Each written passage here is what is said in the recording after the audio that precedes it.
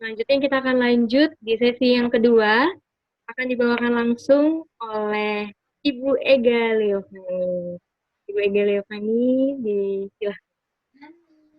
Oke, terima kasih Kak Juju. Romo boleh di-share materi saya, Mo? Oke, adik-adik seminaris, perkenalkan dulu ya, nama saya Ega Leovani, saya salah satu dosen di Universitas Katolik Musikaritas. Mungkin adik-adik udah tahu ya, Universitas Katolik Musikaritas itu tempatnya persis di belakang sekolah seminaris. Di sini sebenarnya saya hanya sharing ya, karena saya bukan ahlinya. Namun pada saat perkuliahan saya menggunakan aplikasi Google Classroom, dan kebetulan saya adalah ibu dari seorang anak yang sekarang posisinya dia juga sedang sekolah dan menggunakan Google Classroom. Jadi ini hanya sekadar sharing untuk adik-adik saja. Baik, mungkin adik-adik udah ada akun Google, atau mungkin ada yang sudah punya akun di Google Classroom. Namun saya akan tetap men-sharingkan hal ini, mungkin ada informasi yang dapat ditambahkan untuk menjadi tambahan pengetahuan bagi adik-adik. Selanjutnya Mo, silakan Mo. Nah, mungkin adik-adik mungkin adik-adik ada yang sudah pernah kuliah atau sekolah dengan media online.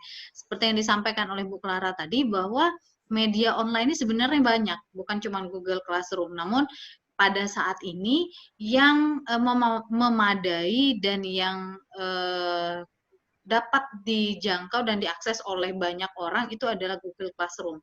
Jadi Google Classroom ini adalah salah satu platform yang dimiliki oleh Google. Nah, pasti adik-adik semua udah tahu ya yang namanya Google itu nggak mungkin lah adik-adik nggak tahu. Sangat akrab sekali dengan kita, mesin pencari ya.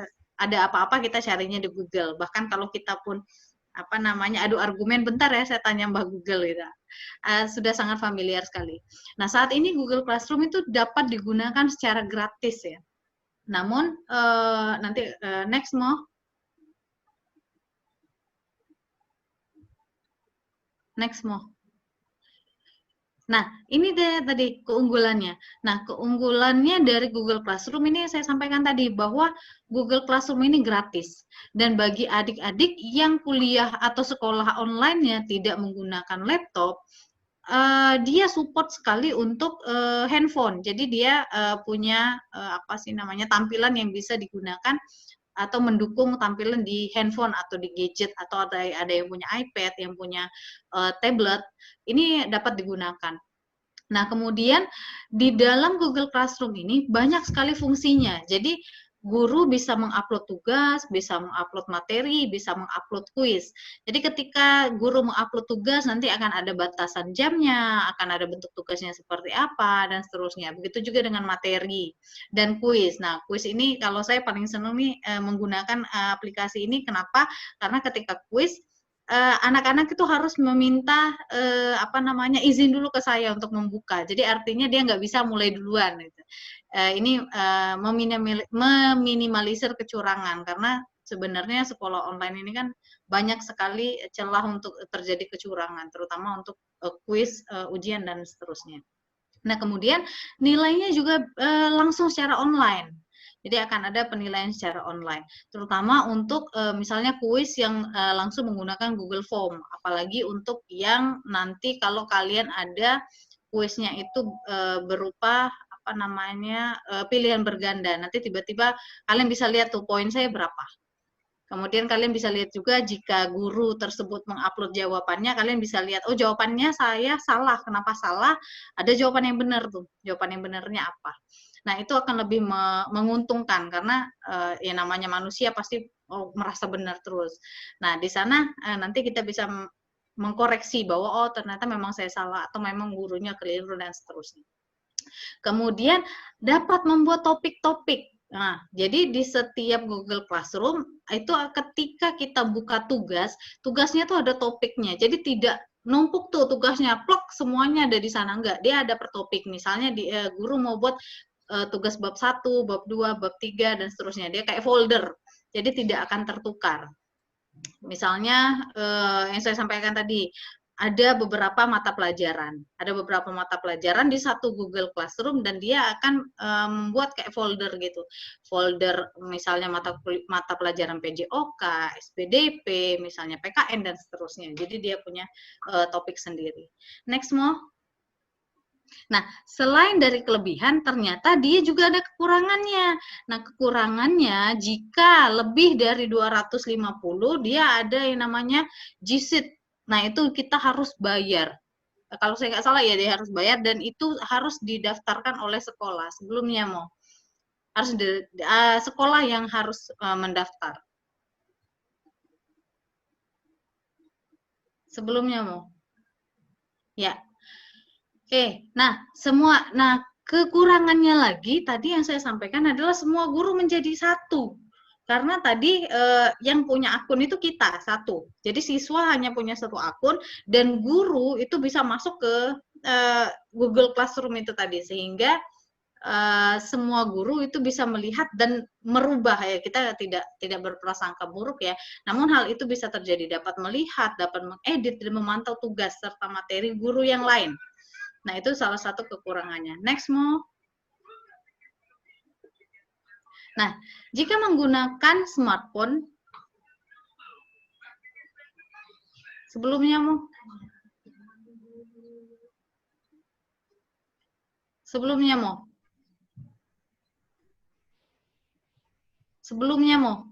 Oke. Jika ini ya, gulung sendiri dia. Oh, nggak tahu. Next, Mo. Oke. Ini. Oke, jika menggunakan smartphone, jadi yang pertama yang harus kalian lakukan itu adalah mengunduh aplikasi Google Classroom.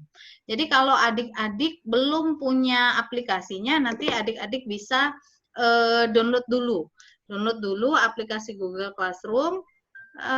Kira-kira bentukannya seperti ini, kan ada yang bisa lihat di handphone saya.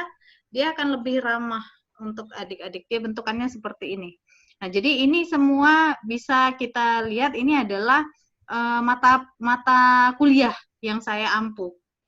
Nah, bentukannya seperti ini. Nah, setelah kalian mendownload, kalian harus punya akun Gmail karena ini disupport oleh Google, jadi harus punya akun Gmail.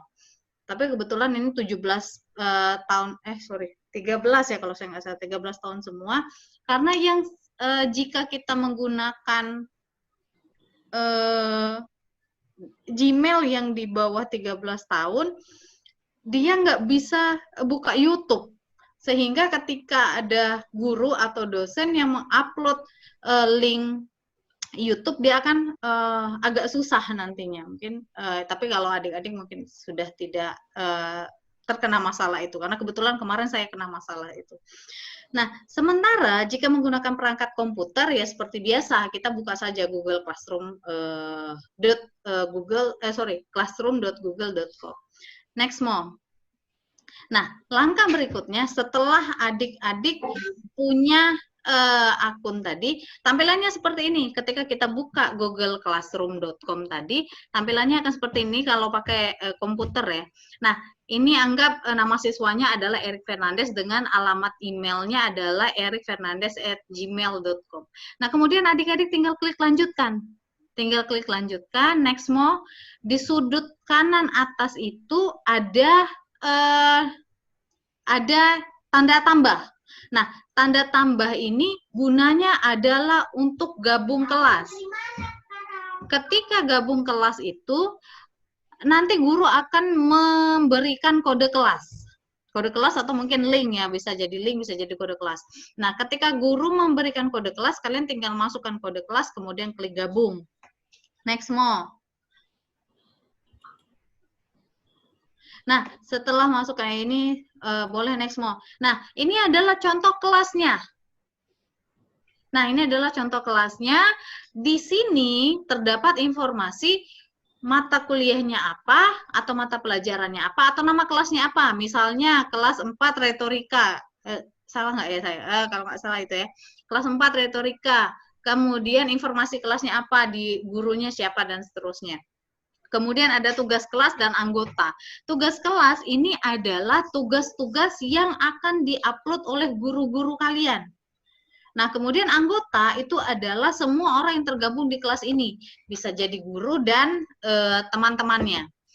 Nah, di Google Classroom ini juga kalian bisa men-share sama kayak Facebook. Kalau adik-adik punya Facebook tuh kan kita bisa nge-share nih. Kita mau nge-share apa? Nanti bagikan sesuatu dengan kelas Anda. Kalian bisa share apa saja. Biasanya kalau saya tuh diskusinya di sana saja. Jadi bertanya boleh, diskusi boleh dan seterusnya. Kemudian di sudut kiri ini ada yang namanya mendatang. Mendatang tuh apa? Oh, tugas-tugas yang belum saya kerjakan. Kalau misalnya nanti kalian masuk, kemudian ada tugas, oh saya lupa ya tugas apa ya yang saya belum kerjakan, kalian tinggal klik di sana, klik mendatang, lihat semua apa yang belum adik-adik kerjakan tugasnya. Oke, kemudian next mo.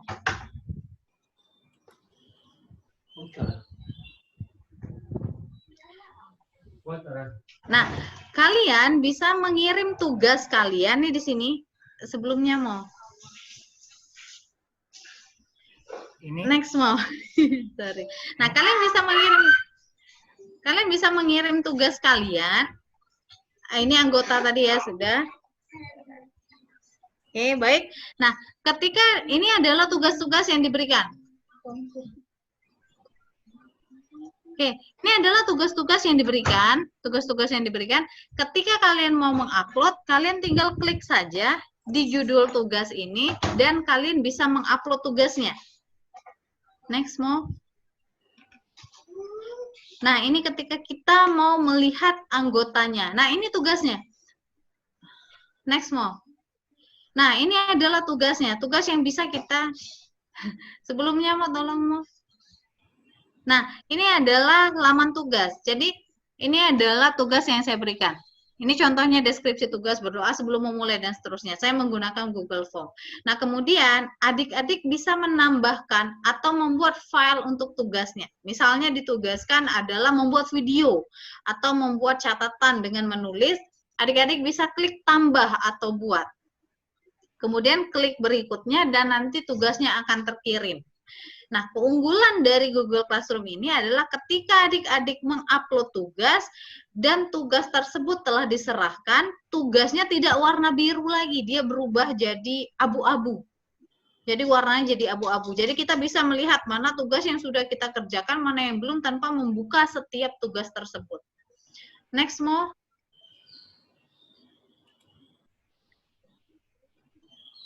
Nah, ini serahkan tugas yang tadi saya sampaikan, tinggal klik serahkan. Next mo.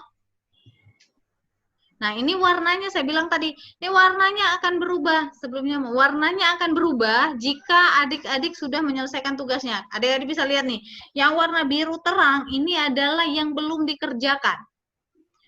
Yang sudah dikerjakan itu dia bisa berubah jadi abu-abu untuk lambang tugasnya dan judulnya berubah menjadi keunguan. Jadi kita bisa tahu, oh ini saya sudah kerjakan berarti.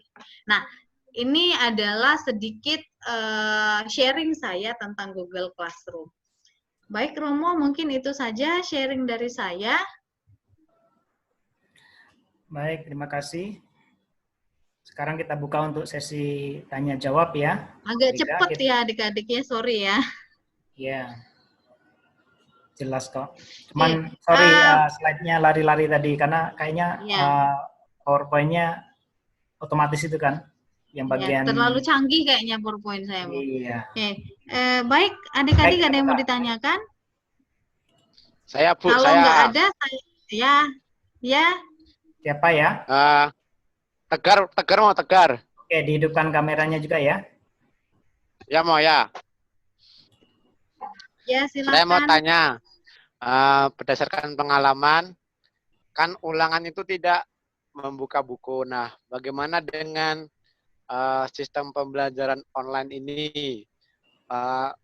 Kalau ulangan, pengalaman saya kemarin pasti lihat buku. Nah, apakah itu masuk ulangan atau tugas atau ulangan itu dihapuskan karena tidak bisa secara langsung?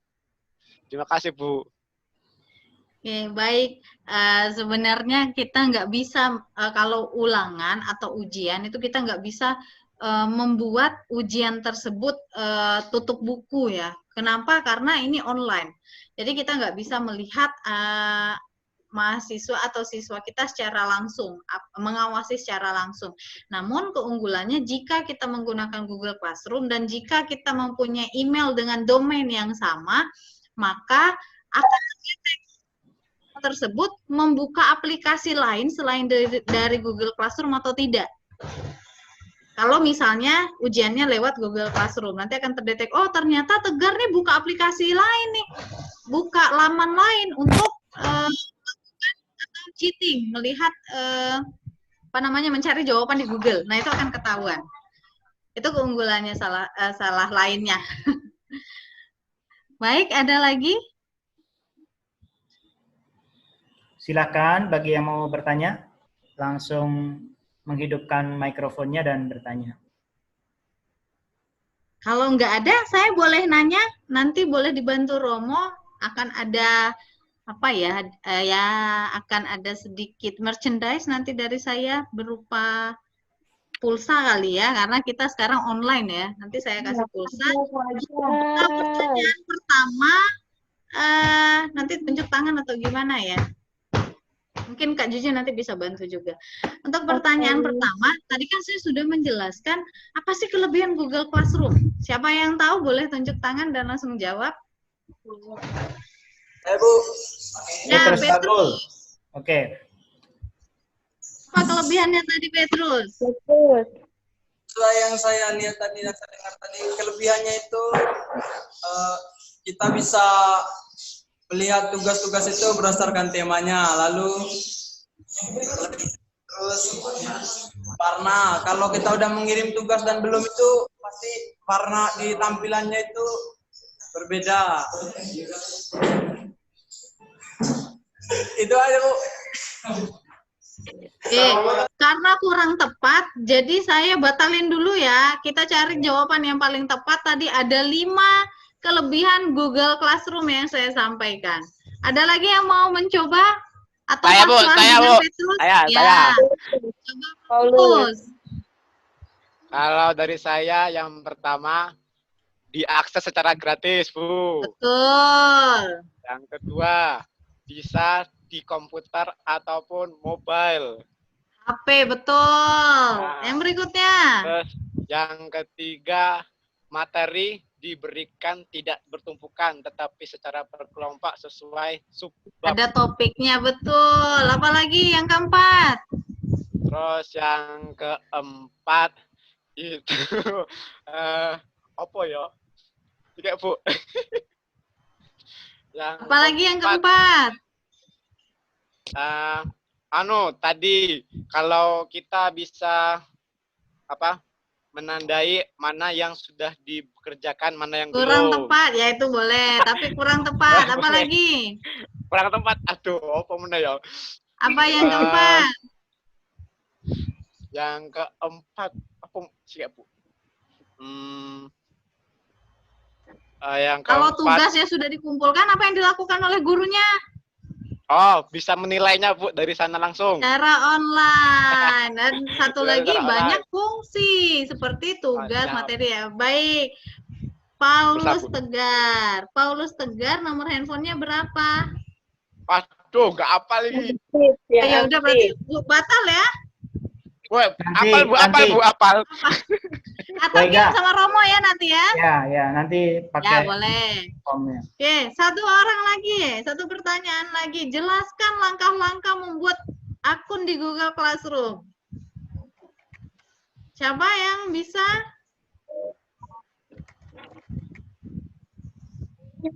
Langkah-langkahnya atau udah lupa?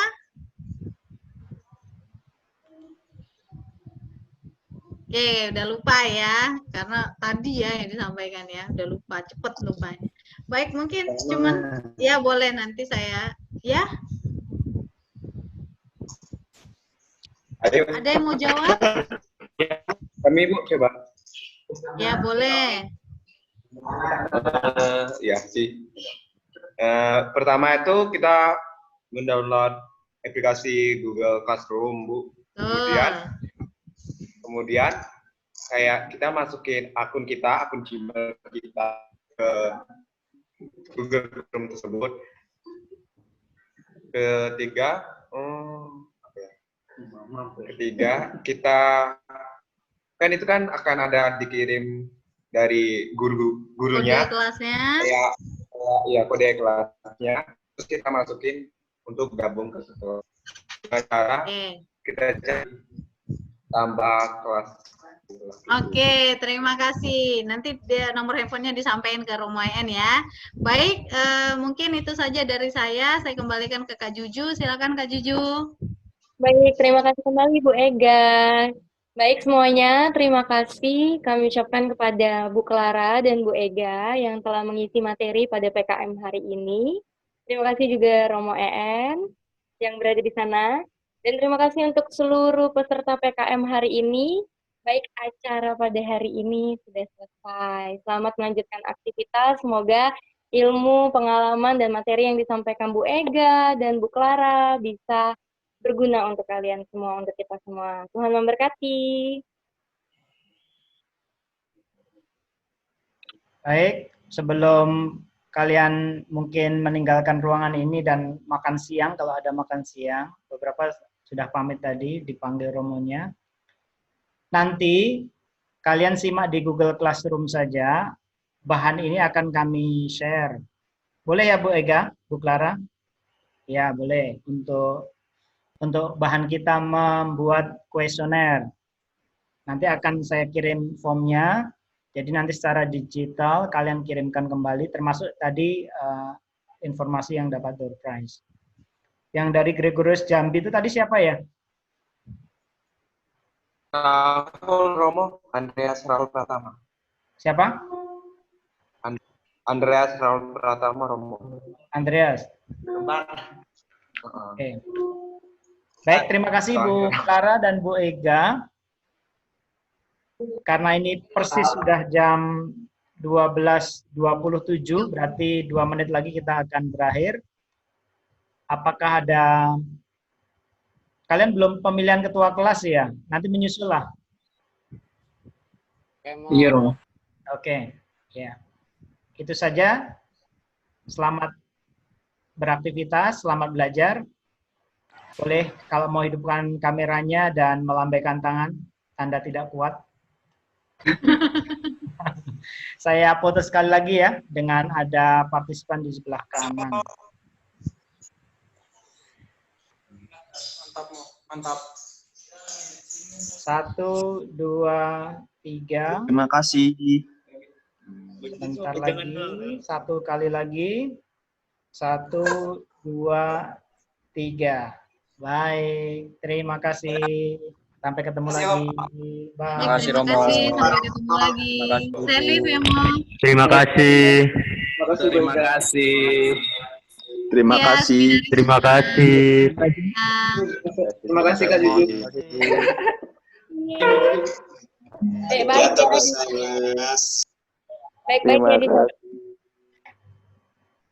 Terima kasih.